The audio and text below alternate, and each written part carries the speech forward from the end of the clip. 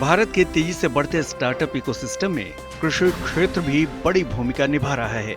कभी कृषि प्रधान देश के तौर पर अपनी पहचान रखने वाले भारत में अब एग्री सेक्टर के स्टार्टअप भी तेजी से खुल रहे हैं और तरक्की भी कर रहे हैं। किसानों के संगठन federation of all India farmer association यानी FAIFA के मुताबिक बीते 9 साल में एग्री स्टार्टअप्स की संख्या बढ़कर 7,000 हो गई है, जबकि 2014-15 से पहले देश में 50 से भी कम कृषि और इससे संबंधित क्षेत्रों के स्टार्टअप्स थे। इसके अलावा FAIFA की ट्रांसफॉर्मेशन ऑफ इंडियाज एग्रीकल्चर की रिपोर्ट में कहा गया है कि बीते 9 साल में देश का कृषि बजट 300% बढ़ा है और पीएम किसान स्कीम से 11 करोड़ किसानों को फायदा मिला है। FAIFA का दावा है कि MSP के तहत सरकारी खरीद बढ़ने से भी किसानों को काफी फायदा पहुंचा है। ये बजट अलोकेशन जो हुआ है, इससे जाहिर सी बात है कि जो है सारे किसान उससे लाभ मिल रहा है।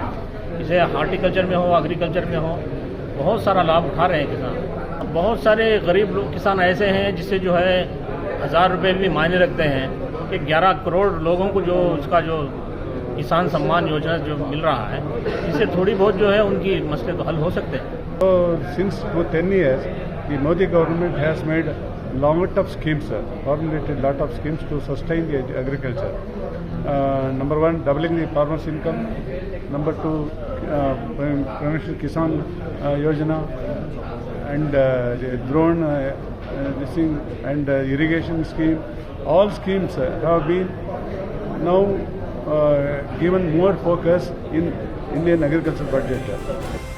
इस रिपोर्ट में भारत के कृषि सेक्टर की बढ़ती ताकत का विस्तार से जिक्र करते हुए कहा गया है कि 2022-23 में देश भर में 330.5 मिलियन मीट्रिक टन अनाज का उत्पादन हुआ था। 4.60 लाख सीड विलेज और 102 मिलियन मीट्रिक टन सीड का निर्माण हुआ। दूध उत्पादन 9 साल में 51% बढ़कर 221.06 मिलियन मीट्रिक लीटर पर पहुंच गया।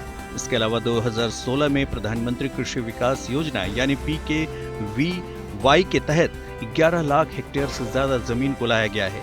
इस रिपोर्ट में किसानों की आमदनी को बढ़ाने के लिए रणनीति बनाने का सुझाव भी सरकार को दिया गया है। अब देखना यही है कि किसानों को लेकर आने वाले बजट में नई सरकार किस तरह की रणनीति बनाएगी, जिससे अन्नदाता को घरेलू खपत और निर्यात के जरिए अपनी उपज और आमदनी बढ़ाने का मौका मिल सकता है। इसके साथ ही खेती के लिए नई तकनीक और उन्नत बीज खाद जैसी जरूरतों को सरकारी संसाधनों और स्टार्टअप्स के जरिए पूरा करने के तरीकों पर भी ध्यान देना होगा। वीडियो पसंद आया तो हमें लाइक, कमेंट, शेयर और सब्सक्राइब जरूर करें।